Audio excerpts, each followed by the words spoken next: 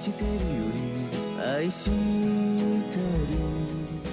there, Ma Terry here, along with our adorable, fabulous co-star, Miss Lucy. And one of the questions we get asked a lot is, how much solar do I need? Now this question, well, the question's not going to drive you crazy, but my answer is going to drive you crazy. I get asked that so many times. All right, so I only have one 100-watt solar panel on my roof. My answer is, if I could have 40 solar panels on my roof, I would put 40 solar panels on my roof. But my huge battery energy only makes 100-watt solar power. So what can be done about that, and what makes you need more solar?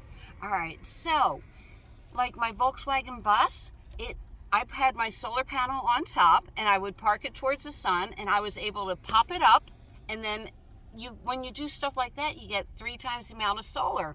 Also, if you have tiltable solar panels, like I said, if it tilts up, you get 3 times the amount of solar. Now, there are a lot of things that determine how much solar power you're going to need. Like number 1, I have a tall mountain in front of me. The sun's going to set probably at about 4 o'clock. Now, it's not going to set until 6 o'clock in Quartzsite, Arizona. Why? Because they don't have that mountain. So instead of me getting a full day's worth of sun, the 8 to 10 hours it needs to charge my big energy battery, I'm getting, let's see, it came up maybe about 7 o'clock this morning to 4 o'clock. I'm getting 7 hours of solar. So I'm not getting a full charge every day. Another thing that determines the amount of solar that you use is, when it was in Quartzsite and it was freezing out, well, my refrigerator didn't have to keep turning on, did it? No, because if it's 35 degrees out and you have your refrigerator set at 32 or 37, very low draw on the battery. So out here in Palm Springs, it may be 75, 79 degrees today. The van gets hot, that means that little motor on the refrigerator has to keep running. Yeah, that's not good either. So a lot of it is the climate, and a lot of it is like the mountains. And there's one more thing, hold on. I remember what the third thing is. All right, so a few times I have a Goal Zero 500 that's really portable, and I can take it and go charge it if someone has electrical. Like in Panera Bread, I put it in a little piece of luggage, bring it in, and just charge it up. I cannot do that with my energy. I swear it weighs 25 pounds, and it is not coming out of where it sits. I don't want that battery to move around at all. All right, so why did I have to keep charging up my battery? Let's say you're like Pandemonium and you have 5,000 watts of solar glued to the side of your van, the top of your van, and every day, or it takes like 2 days of let me get untongue-tied. You may be able to store up enough battery solar power for 2 days in your battery. But what if it's cloudy for 4 solid days like it was?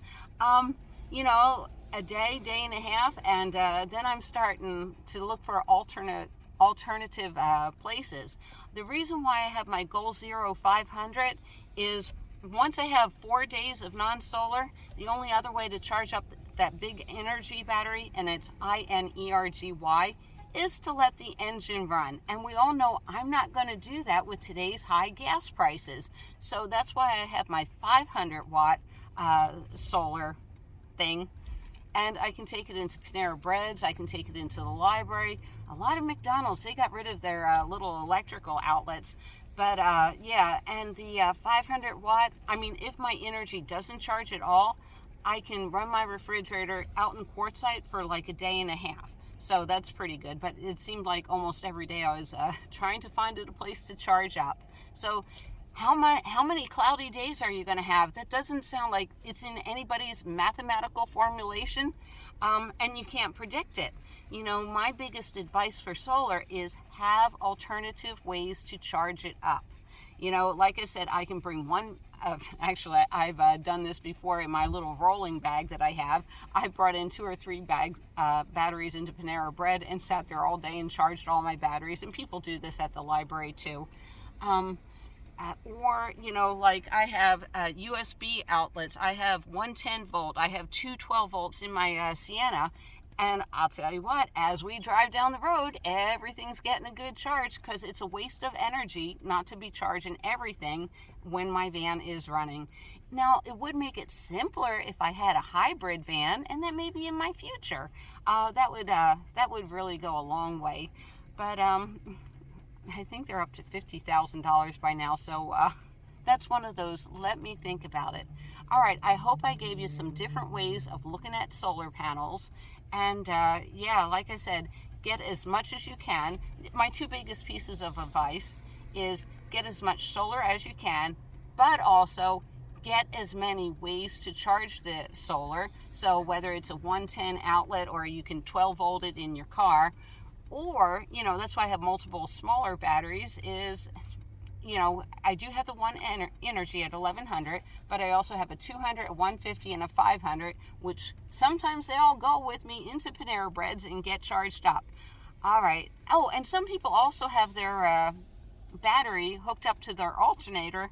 Me, I have no idea how to do it, and I'm just like a little switchboard operator, you know, switching things in, moving the refrigerator to here to, you know, this battery needs to be charged. All right, I hope to see you down the road, and Miss Lucy is having a drink right now. Oh, and if you have any questions, write it in the comments below, okay?